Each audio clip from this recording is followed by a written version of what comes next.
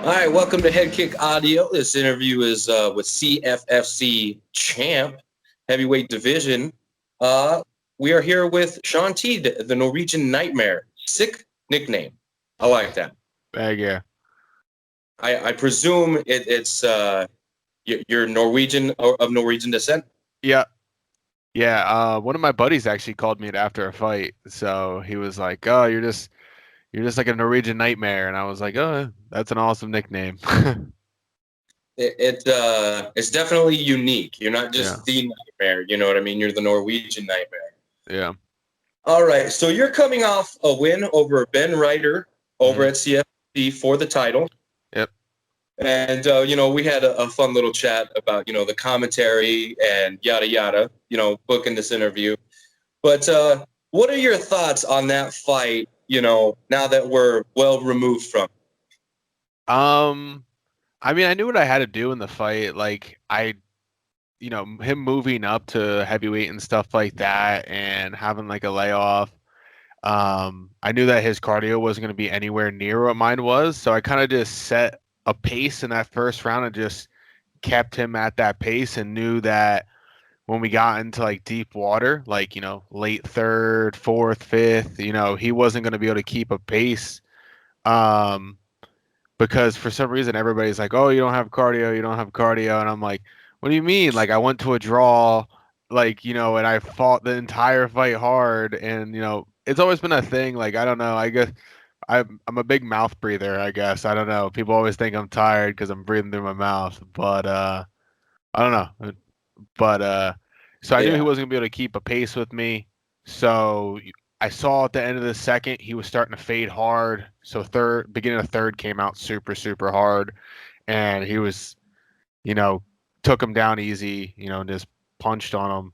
But I was just, making him try to wrestle me because I knew that he didn't have as good a stand up as I did. So just trying to keep him long and keep him trying to rush the entire time. That was the game plan that like I wanted to stick to. So I did. Why, if you're a great wrestler and you want to go to the ground, why am I going to bring you where you're comfortable? I'm going to make you throw some punches because wrestlers get crazy tired when you make them throw punches. So, yeah. Okay, and on your record, you got a lot of finishes. I think, let's see here. According to Tapology, which is what I use for my interviews, you've got the one decision, which went to a draw. And outside of that, it's finished city. Yeah, either I'm getting finished or I'm finishing somebody. So, I'm that go out in your shield kind of guy. Besides that draw, which that was kind of out of my hands. Like like they called one thing a low blow. Like one was a low blow, yes. But then they like about a minute later they called me as another low blow, and then like I went back and watched it and was like, it wasn't even close. The good thing is the guy was real fat, so he had a belly that actually like hung over his like crotch area. So I like need him in his fat sack, and the guy's like, "Oh, he need me in the balls," and I'm like, "Come on, bro, you're just fat." Like, so it is what it is. At least it wasn't a loss. I would have been more pissed at that.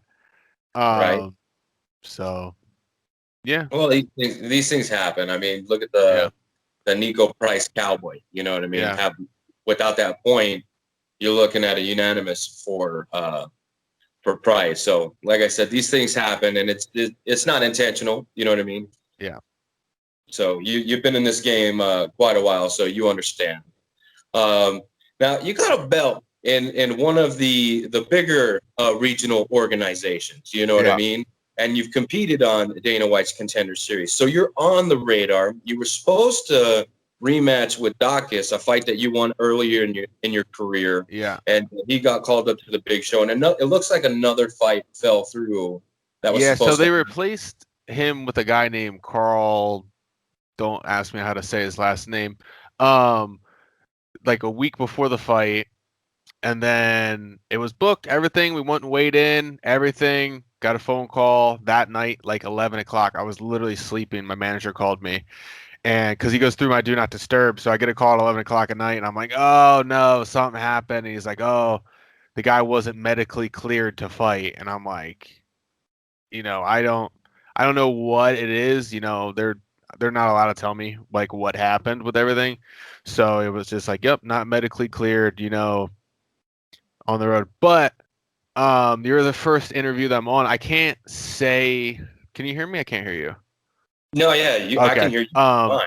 So I can't say the thing, but I actually did just sign a multi-fight deal with a big organization.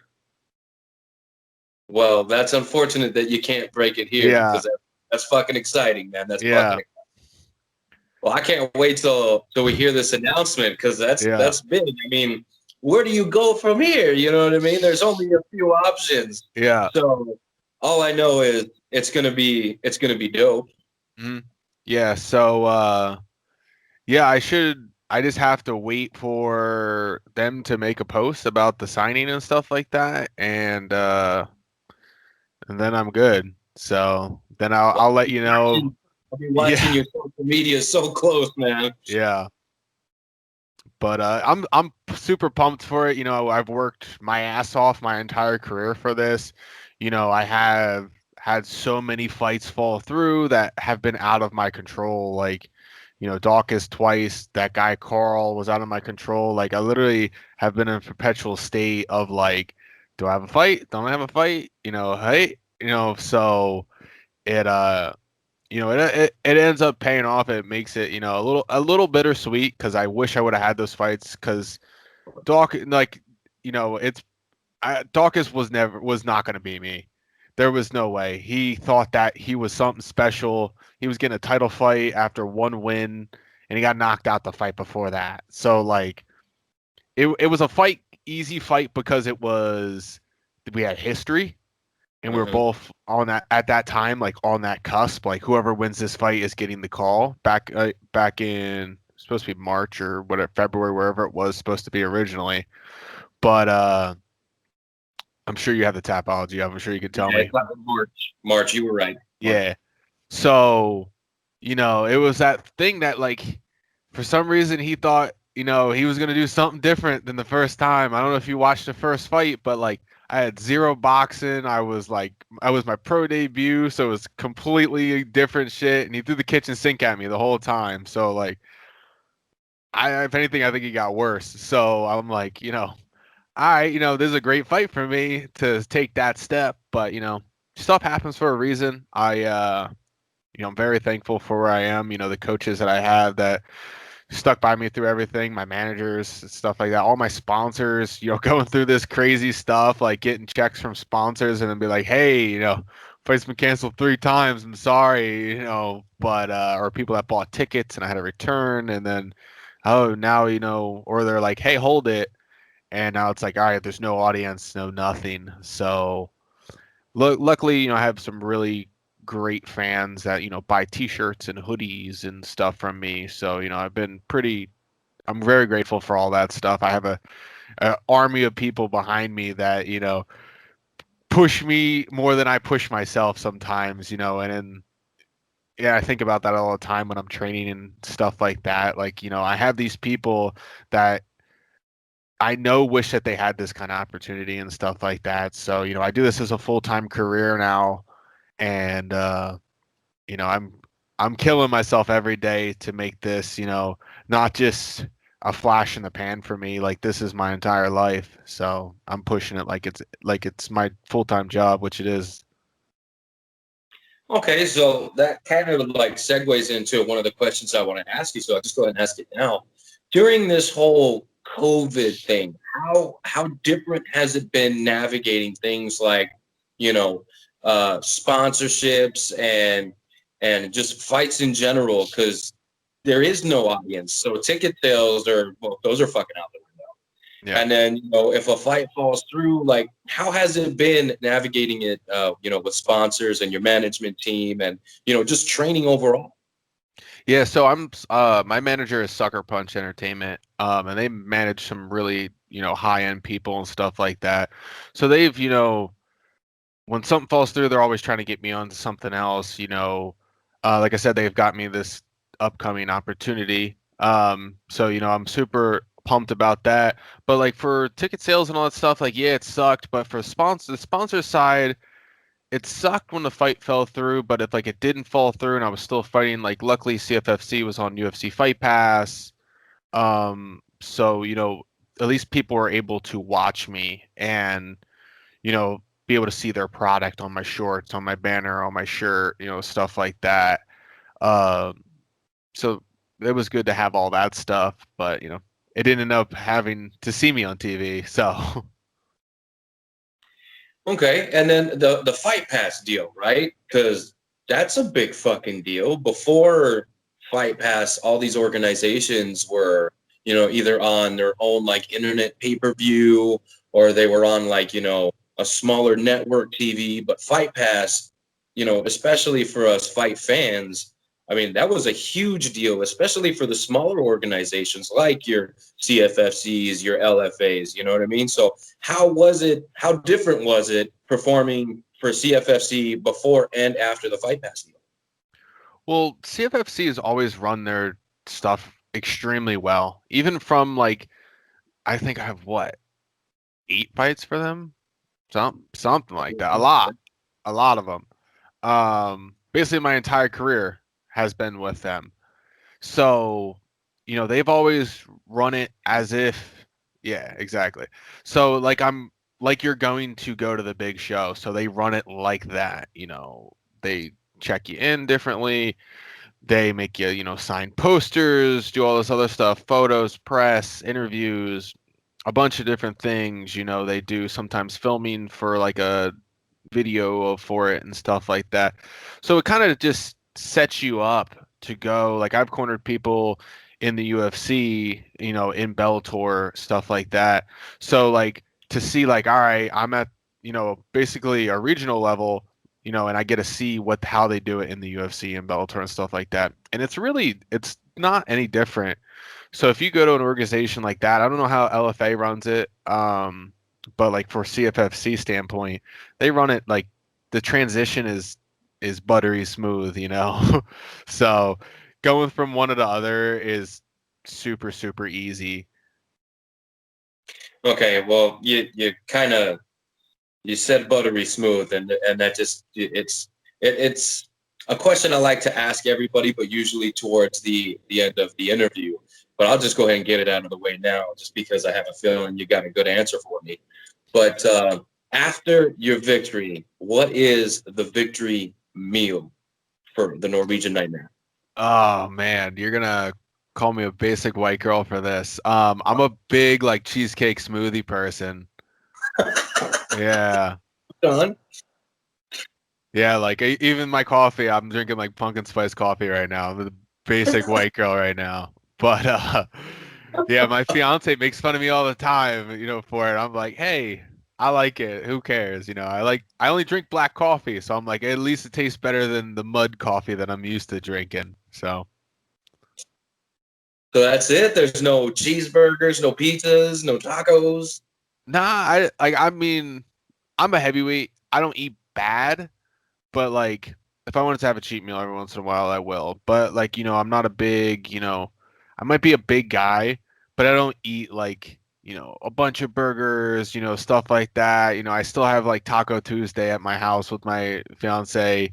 Um, but I don't do a bunch of crazy stuff. Like I do my own meat, I'll get like a whole wheat wrap and stuff like that, some cheese. Like I'm super minimalistic with that kind of stuff. But luckily through all my camps, my main sponsor is Eat Clean Bro, which is a huge meal prep company in the area. And like from top to bottom, I just get meals every single week for my entire fight camp. So, big shout out to those guys for making it super, super easy. Because I don't have to think. I come home from practice. I don't have to think about, all right, I have to make this meal or something like that. It's literally just pop one corner off, throw in the microwave for 2 minutes, and go do whatever I got to do. So Okay, well, that's a bummer because I thought you were gonna have something better than pumpkin spice. I told you to make fun of me for my answer, but Okay, well, see, at least you're a fucking heavyweight champion. And if somebody's gonna make fun of you, you can just fucking punch a hole straight through their face. So you for you, right? yeah, exactly. I mean, my coaches and teammates and stuff like that will jab at me for it, but at the end of the day, it is what it is. Every person has something weird that they like that everybody else thinks is weird. So, like, I like pumpkin flavored things. Who cares? Yeah, true. I'll go ahead and give you one of mine. I'm a big metal head. I listen to a lot of metal. I Yeah. play in a band. I DJ for a metal station. I don't know why. Chick pop, man. Chick pop for me. Okay. So your Lady Gaga's, your Kelly Clarksons, give me all that shit. You can even give me Tiffany, and yeah, I'll go back to the 80s. I don't give a shit. Chick pop is just, that's my, what do you call it? What is it? There's a word for it. Anyway, Yeah. that's my fucking, it's not a secret because I say Yeah. it all the fucking time because you fight me then. I don't give a shit. Yeah. You know what I mean? But, so that's mine, right? But you brought up training. So let's go ahead and talk about training. Talk to me about your camp, who are your main training partners, coaches, all that stuff. Because I definitely, after doing my research, I'm like, shit, he trains with some killers over there. Yeah. So because of like all this COVID's different stuff, like, some training some places has been a little bit different. My main gym this camp is Killer Bee Combat Sports, and my head coach is Brian Wright. But like over there, I have a bunch of guys. I have like a really high level, wrestlers over there, strikers, because Carl Roberson's one of my main training partners over there. He's in the UFC. I train with Corey sometimes at different gyms. Um, I have Jimmy Lawson over there. He's like a two-time All-American heavyweight wrestler from Penn State. I have a buddy Hamdi from Henzo Gracie Brooklyn. Bunch of different stuff over there. I go to the Tom the Blast, BJJ. I guess it's Ocean County BJJ. So like, you know, 80cc champs over there all the time. They have some studs over there. So, I'm getting my rounds in everywhere I can during all this different kind of stuff. So, gotta get it in where you can. Not everybody's open. Not everybody can, take full capacity of stuff. I train at Dante Rivera's all the time. Me and Dante have known each other for, I don't know, 12 years now, ever since I like even stepped on the mat to jiu-jitsu. Like, had never, before I even thought that competing in MMA was a career path at any time. So, I've known him for a really long time. He helps me with a lot of grappling, wall work, stuff like that. That's, his bread and butter stuff. So I cover a lot of my bases, all over the place. But those are like my main three gyms that I train out of right now. Like I said, man, killers. Robertson, Anderson, I mean, all over the place and all very, very high level guys. Yeah. You know what I mean? So shout out to all those gyms.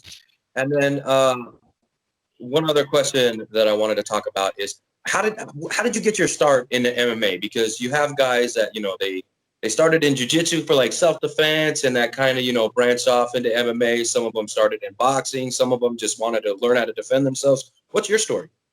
So I wrestled since I was like 5 till I was like 14. And then we moved to a town that didn't have any wrestling. So I played football from when I was like 14, 15 to 17 area. And then actually, luckily, one of my dad's friends, the precursor to this, I got in a fight in school. I didn't get beat up. I beat the kids up. It was 2 kids. And for some reason, my dad was like, hey, because I like basically just blast double people and would punch them. So like my dad was like, hey, you're getting in fights in school and stuff like that. Let's get you into, another form of martial arts, so you can further knowing thing, not because he was scared that I was going to get beat up or anything like that. Just, it came up in conversation between him and one of his friends, and his friend was one of the head instructors at Ricardo Almeida BJJ at the time. So I went over there, typical wrestler fashion, didn't want to be on my back, would flip over belly like a turtle and stuff like that. And it was just live action chess to me. Like I've always been a very, very competitive person, no matter if it's video games or checkers or, I'm a big bow hunter. I don't ever want anybody to be better than me at anything. So, and the thing about these kind of sports is that there's always somebody better than you.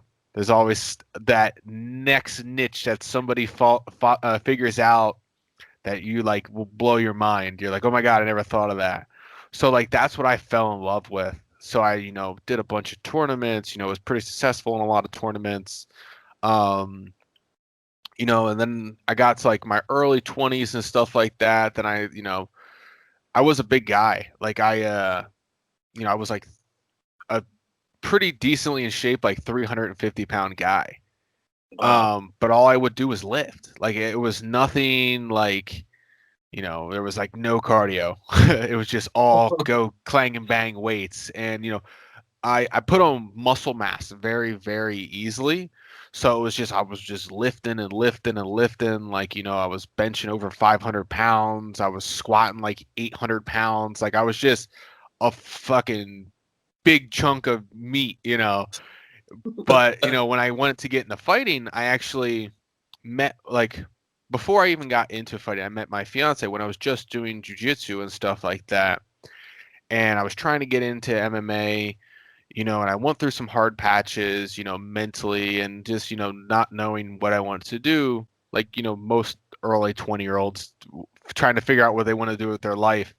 And, I had this opportunity that so many people would kill for. So many people would kill to be in the same exact room as Frankie Edgar, Tom DeBlas, Eddie Alvarez, Ricardo Almeida, Renzo Gracie, all these like crazy world champions that, like people pay money to wait in line to have them sign a poster and wave at them, So like I had these opportunities, just gift wrapped to me. And it was like, I would have been doing myself a disservice to not strive to be like these guys that I had grown up around for the last, 5 or 6 years.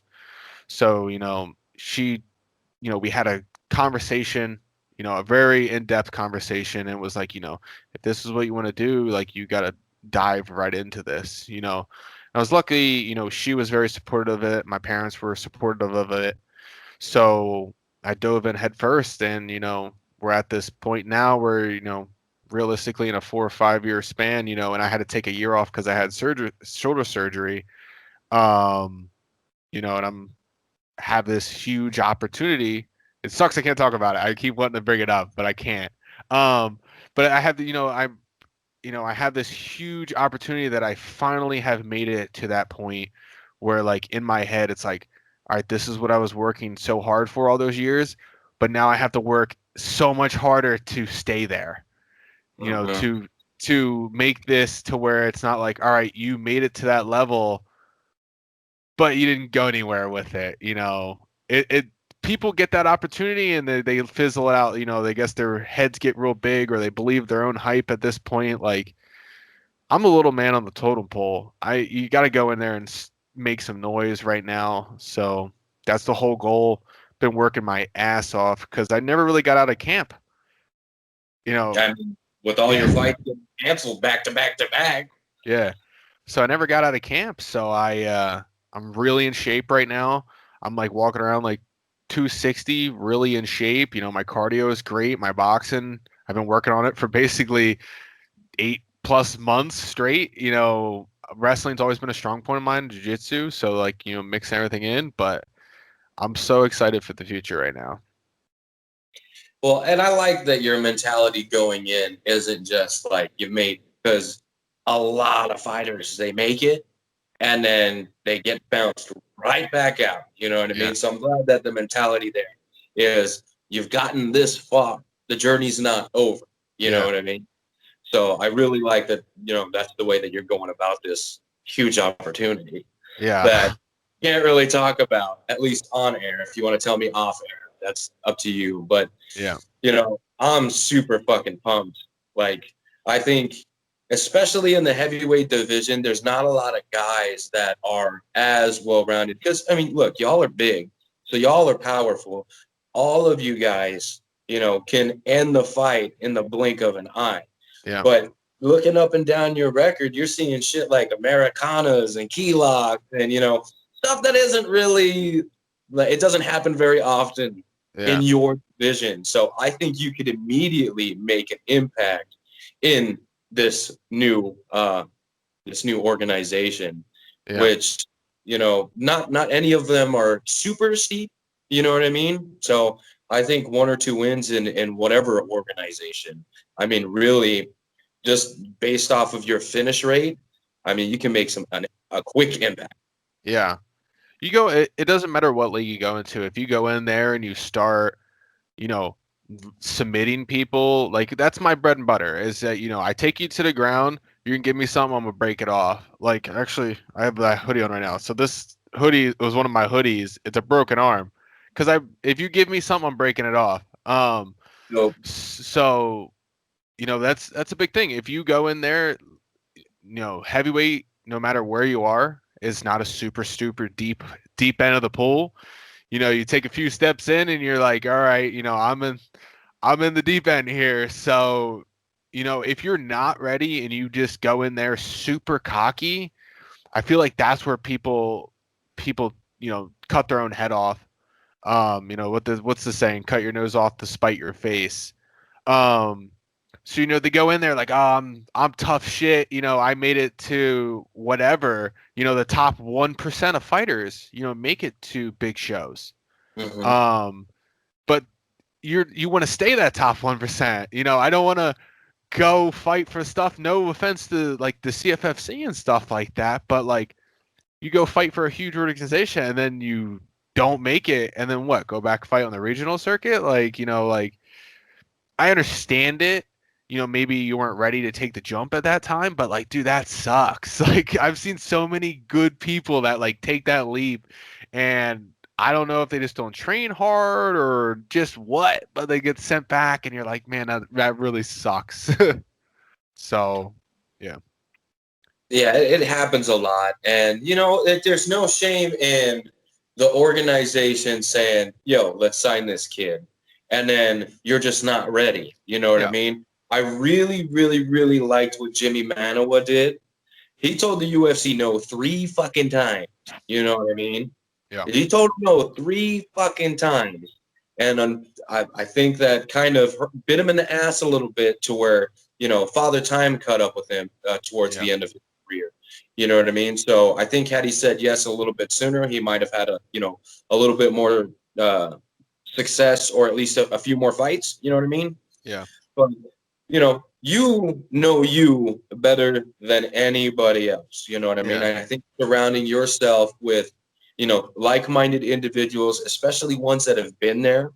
And you have the benefit of guys like Corey Anderson. Corey Anderson is a top 10, if not top 5 light heavyweight in the world that was signed to the UFC and decided to, instead of re-signing, go over to Bellator. Yep. So now you get to kind of, see both through his eyes, you know what I mean, firsthand. So, like, I think that is fucking awesome, because now you get, just obviously from his perspective, not yours, because everything is different, and obviously the divisions are different. You know what I mean? But you get to see both. I mean, has that had an impact on any of your decisions? I mean, it's different. Like, you've seen one thing from, like, Corey's one of my best friends. Like, we go hunting, we hang out, and so same thing with Carl Roberson. Like, I had him over for dinner last night. So like, seeing these guys and seeing like some of their super highs and super lows, it, like, on that aspect, yes. But like on this, for me, like, I fought on the Contender Series and I lost. All right. I got injured, but I got the shit beat out of me. Like, yes, I got injured, and that led into, I couldn't do certain things, whatever. I lost. That was one of the best things to ever happen in my entire career, because it made me know that I wasn't like this invincible person. I have 2 losses, and I got finished both of those. And they were the 2 biggest jumps I've taken in my entire skill set. So to like take things from that and be able to have people like that to lean on, that let that have suffered defeat and stuff like that, to let you know that it's not the end of the world. You're either going to come back better, or that's what's going to define you, is getting injured and getting the shit beat out of you, and then having to sit around for a fucking year with, having shoulder surgery and stuff like that from that contender fight. And then like, all right, well, I guess I could go get a normal job, or, get back in there and be better and prove to everybody that thought that that was the peak that you were going to be. But, having those shoulders to lean on and being able to go and watch fights in person and stuff like that, cornering Carl Roberson in the UFC and corner my teammates in Bellator also, Deanna Bennett. So like she just fought Liz Karsmouche. I fucking love Bennett, man. Yeah. So, I'm really good friends with her. So going and cornering her and seeing her, rise to that occasion, because Liz Carmouche was not an easy goddamn fight for anybody in that goddamn division. And she went in there and had a great fight. Yes, she lost, but she fought her ass off in there. She went in there and she almost won. Yeah. And I know it only counts in horseshoes and hand grenades, but that was a lot closer than anybody fucking gave her fucking credit. Exactly. So, she had that opportunity and rose to that occasion. So either you're going to rise to that occasion or you're going to crumble. So it was awesome seeing that and knowing that, shit, that's crazy to awesome to see. So I have all of these people to take their experiences off of, that they've allowed me to, go on this journey with them. And they're all going on this journey with me too. So, I've had Corey in my corner for multiple fights. I have Carl, my coach Brian, multiple fights. So like these guys are all on this roller coaster together. So it's been pretty awesome so far. Yeah, that's fucking cool, man. Especially, you get to hang out with all these guys. I don't. So, going hunting with Corey's got to be a pretty cool experience, because that guy's good. That guy's good. Yeah, but I've been around these guys so long, it's just another friend. Like, from the outside, I have friends that like fans, and like they contact me all the time. Like, dude, that must be so awesome to do that with them. And you think about it for a second, you're like, oh yeah, I guess from the outside, like, it's just Corey to me, where it's just like for Frank Yeager, it's just Frankie. Like I'll see him out places and talk to him for 25 minutes. Like it's just another teammate. Like, it's awesome. Like, or like Henzo, being able to like see Henzo and go talk to him or text him or call him and stuff like that. Like I said earlier, people would die for those kind of things, but it's an awesome situation that I'm in, and I'm very blessed to have the opportunities that I have. Well, and I think, you're turning into, if not already, like the all around package. You know what I mean? And you're not one of those guys that, fucking Big Brother's little old podcast like me, like, no, who the fuck are you, man? You know what I mean? Very humble. My experience with you has been super fucking pleasant. And, as soon as, this announcement comes through, of course, I'll fucking blast it for you. Yeah. You know what I mean? But like I said, the whole package, you're fucking, I looked over at your social media, and you're constantly fucking promoting your sponsors. Yep. You know what I mean? And you're constantly fucking, boosting your training partners and stuff. So that's something that I really like to see, is guys that, are very appreciative for their situations in more ways than just telling that person thank you. You're very, like, you show it. You know what I mean? Yeah, I mean, if I have something, I'm always going to try to give people other opportunities. Like, it doesn't matter if it's the smallest podcast in the world or I get invited to go on, like, the Joe Rogan show. You treat them exactly the same. Like, it's just me talking to another person. Like, it doesn't have to be this crazy, I'm only going to do this because I want this in return. Like, any media for an individual is good media. I try not to go into anything bad, which is very hard to not go into nowadays with every crazy crap that's going on, but I try to stay on like my end of the spectrum with everything. I'm a, a big boy that likes hunting. And I'm not going to be anything different. I punch people in the face and I hunt. That's my thing. Hate me for it or not hate me for it. I'll say thank you any day. It doesn't matter. So, it's been good to have, people reaching out about things like, I'm very appreciative because like without people like you bringing me on a podcast or, a sponsor reaching out to me, like that makes me excited. It makes me super happy to do what I do because like I have a platform now. I can help other people do certain things or, they can help me, a little bit. Like it's washing each other's hands nowadays, with things, and people feel like everybody owes them something nowadays. I'm not, I come from a very, I'm more humble of an upbringing, I would say, in lack of terms. Where I had to work my ass off to get to where I am. Everything I have, this belt, my roof over my head, I've bled, sweat, cried, had to lean on people and stuff like that. Like, like this is a team effort. People forget that nowadays. Like, you don't become a world champion just yourself nowadays. It's a team effort. And anybody that says that they got where they are because of nobody else is lying to you. And, if you're not appreciative to where you are, especially in this sport, man, you literally can lose everything in one punch.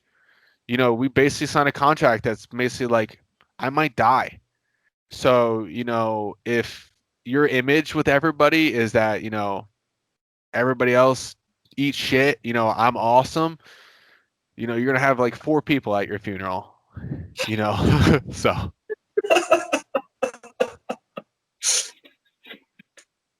That was funny. That was fun. Well, I mean, that makes me even more excited for your future. You know what I mean? The fact that you're not, you know what I mean, given your Joe Schmoes and your average podcasters, myself included, that you're not, you're giving me an opportunity to share an experience with you. You know what I mean? Which this has been a fucking blast, by the way. You know what I mean? So it makes me happy that you're getting, the things that you've worked hard for. You know what I mean? You're getting these opportunities. And it sounds like, you've been pretty blessed with a lot of opportunities. And I can see why. I really can see why. You're very humble about fucking everything. I try to be, man, because like stuff can go away extremely fast. And if you're not thankful for what you have in your pocket, why should you be given anything else?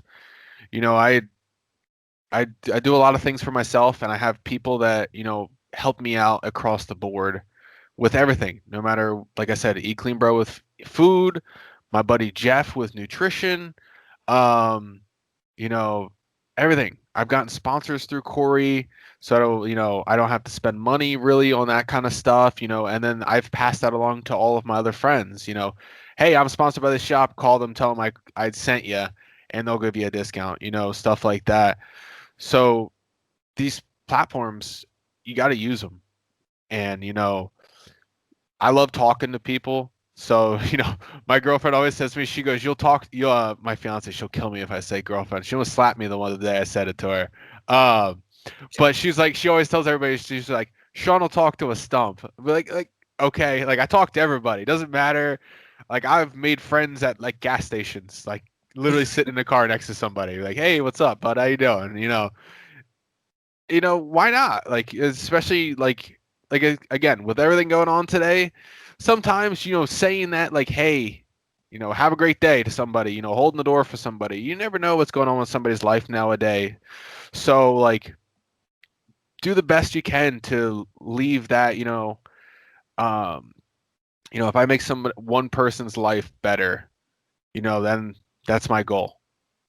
If I get you one fan, that's better. If you get me one fan, I'm grateful for that.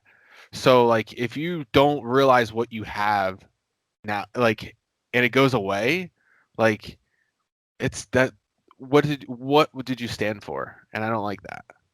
So Well, I mean, like you said, there's fighters that have made it to where you're headed, right? And then they got spun right out. Like, let's just use, because you guys have history, and I fucking love the guy, Juan Adams, mhm. right? Juan Adams was the guy that he made it to where you're about to be off of you, Yep. and it didn't. You know what I mean? What happened after that? You know what I mean? Yep. Now he's fighting for another promotion. Yep. So it's your approach that I think here is going to make all the difference. Yeah. You know, I have an opportunity. You know, he had an opportunity, and it didn't work out. Like nothing's guaranteed, especially in a combat sport. It takes one punch. Like with Juan, took one bad shot. He took a bad shot, and somebody rained a shitload of punches down on him. Shit happens, dude. We get stuck. Should have zigged when you should have zagged. Nothing's guaranteed, man. Especially at heavyweight, it takes one like touch, this little push on the button, and you wake up. Shit is different. So, you just got to do what you can do at the time. That's really all you can do in this sport. Okay, and being a big guy, knowing that once you got into competition, you'd be fighting the biggest guys. I mean, you've had a Yeah. fight where a guy came in probably close to 300 fucking pounds. You know what I Yeah. mean? Has that ever fucking like worried you at all? No, I mean, I train with a lot of heavyweights and stuff like that, but there's always that thought in the back of the head, like you can go to sleep in one, I'm not 125 pounds to where like it might take a few of these motherfuckers to put me out. Like it literally would take, heavyweights knock people out with jabs all the time, like just shit happens, man. It's just all stuff that you have to prepare for. Um, you know, Big thing in the heavyweights is keep your goddamn hands up, You can't have them bitches down your waist because our reaction time, because we have so much more weight to move around, is not as fast as like, the guy that gets blown down the street with the wind. It's a little bit different. Yeah, definitely. Okay, well, shit, dude. Yeah, I had a couple amateur fights, and my first was at 45. The dude was shorter than me, but he was just so much bigger than me. Yeah. Neither of my fights went my way, and then my second fight was at 35. Again, the guy was about my height, but just so much bigger than me. Yeah. So I couldn't even imagine like fighting above 35, and fought a guy who, like I said, was close to 300 pounds. So Yeah. only is that, dude, that takes fucking balls. That takes the biggest of balls. Yeah, I mean anybody that steps in that cage instantly gets my respect. Because listen, you literally sign a piece of paper that says you're gonna die. You could die in there, and Mhm. for you to have that, you know, kill or be killed mentality to go in there and fight, regardless if you were a great fighter, a mediocre fighter, or a 500 fighter, or somebody that never won a fight in their entire life. It doesn't matter. But you like had the balls to step in there, and people don't realize that like stepping in that cage, like everything else in my spectrum of life, is so much easier because I'm not angry when somebody steals my parking spot and fucking shop right. I'm not mad if somebody cuts me off in traffic, if somebody rolls down their window and gives me the finger. I don't get mad like that. Like my fiance gets mad at everything. Like, like she calls me on her way home from work and like somebody cuts her off and she's Ukrainian and Italian, so she like freaks out and loses her shit over everything, and I'm like, it's not that big of a deal. Like, I'm not gonna make this guy pull over and beat him up on the side of the parkway, but But you could. But you could. I'd probably go to prison though, but um yeah, not like oh, he cut me off and pulled over, so Your Honor, I had to lay the smack down on him, but it's just not a thing. But like I have the utmost respect for anybody that gets in there and fights, man, because it's the most stressful roller coaster that you could ever have in your entire life. And unless you have competed at a super high level, you don't get it. Like it's one of the hardest things for me to explain to anybody. They're like, "Oh, it must be awesome being a fighter." Like, no, dude, I shit my pants half of the time. Like, you don't understand. Like, I'm about to walk out to somebody that's been training for 6 weeks to whoop my ass. Like, exactly. It's not like I'm getting in a fight, like in a random ass fight at any store, like Target. I stole my pumpkin spice candle. I'm whooping your ass. Like it's like I'm not getting into like a random all of a sudden fight, within like 10 seconds. Like I've been thinking about this for 6 weeks or more. It for somebody that knows that they have a deadline that they're going to try to beat the shit out of me to make more money. People don't understand that. Like if I go out there and whoop your ass and win, my paycheck is double. So like, why wouldn't I work my ass off? Because I don't want just my show money. I want to double my money. So people like I have the most respect for fighters. And not that I don't respect anybody else. I'm a huge military supporter, huge police supporter, stuff like that. People that are putting their life on the line versus things, for no reason, just because, people that sign up to military at 18 and get shipped overseas, and getting shot at, and they can't even drink. Right. So yeah, exactly. So, these guys, I walk out with the American flag and stuff like that. I'm sure you've seen that. That one picture I sent to you. Yeah. Yeah. It's a cool photo. Yes. So and like that's the only like I have the respect for everybody. It doesn't matter what you do, if you put your life on the line or you fucking drop off my mail. It doesn't matter. Like, we all have opportunities. We need to do what we got to do. I trailed there. I'm sorry. No. It's just you're showing me more of why I fucking wanted to book this thing in the fucking first place. You know what I mean? So everybody, I hope that everybody's enjoyed this fucking interview as much as I've had, and at least got a fucking laugh because you brought up your own fucking candle. Yeah. in an explanation. That shit's fucking hilarious. So look, man, I appreciate the time that you've given me. Okay, I respect, your mentality, your career choice and the trajectory that it's going. You know what I mean?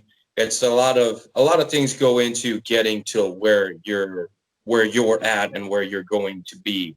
You know what I mean? So as much as you respect everybody, I respect you for, putting in the work that a lot of us, instead of, sitting on the couch and fucking Netflixing a whole day, you're busting your ass in the gym. You're going out for a run. You're rolling with fucking killers that, could accidentally fuck you up. You know what I mean? So just huge respect to you as well. So we're at the point in the interview where we're going to close things off here.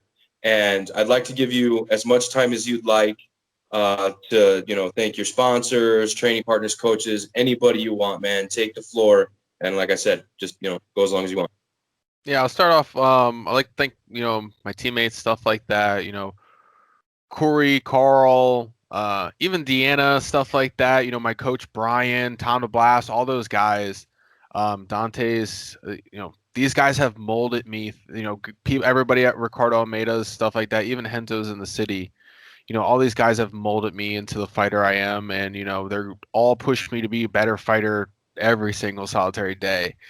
They don't let me have that, slump day, where it's like, oh, I'm tired. I worked out 3 times yesterday and now I have to do, 6 rounds of mitts. Like, I'm dying here, and then my coach saying like, your opponent doesn't care, stuff like that, slapping me in the head if I'm not keeping my hands up right. That's the stuff that, it's such a bond, that I'll take to the grave with me with all of these guys. And then sponsors and stuff like Aces and Arrows in Las Vegas. Big shout out to those guys, giving me all my hunting equipment and stuff like that. If you need anything hunting wise, hit me up. I'll put in a good word for anybody. Ethics Archery, Eat Clean Bro, New Jersey Nutrition. Sorry, I'm like looking around thinking. I always end up forgetting people, and then people message me afterwards. Keep a banner to the side. It's in my closet, literally right here. I have a banner in there. Altura Camo. Do you want to just grab it and hold it up? No, you're good. I'm thinking if I forget somebody, I'll get a hate mail. It's fine. I'm cool with it. But yeah, just so you know, everybody that's supported me over the years, all my fans, friends, family, everybody, this has been a team effort. And, I'm so thankful for all you guys. I'm so thankful for people like you bringing me on podcasts and letting me, talk about my platform, and you guys, allowing me to be on your platform.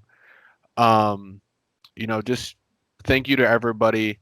This is, it's been a long journey so far, but we're only we're only starting to ascend now. So, I'm very excited for the future. I'm very excited to when I can start posting about, the stuff that I can't post about. So, you'll be one of the first people I let know. I'll tag you in some stuff. So, we can, get the ball rolling, share each other's stuff and, be good. Absolutely. Absolutely. Well, dude, thank you. Thank you for the time, man. I appreciate it. It's been fun, man. It's been fun getting to know a little bit more about you, how you got into the sport, and just, learning you as a person, what I mean? The type of person you are. That's why I like to do these interviews, man, is to get people to know the fighters outside of the cage, because you can be a killer in the cage and then the biggest fucking teddy bear with your pumpkin spice coffee. You know what I mean? So yeah. Thank you for coming on. And as soon as you get this deal rolling and we get some opponents lined up, we can preview whatever you want to do, man. We'll get you on again for sure. Awesome. You are going to be a repeat. We are going to do this again, man. Like I said, thank you for allowing me to be on here with you. I had a great time. Thanks for allowing me to tell my pumpkin spice stuff. And I'm definitely excited about being on again. Just thank you. Absolutely, man. You're very welcome. Well, this is Shawn T, the Norwegian Nightmare. Thank you for your time, and we'll do this again, man. We'll do this again. Definitely. Oh, and stick placement back there with that belt. Yeah, dude, yeah. I've done this a few times. Yeah. Nice. You can just go like this, and you're right there. That's awesome. CFFC Heavyweight Champion of the world.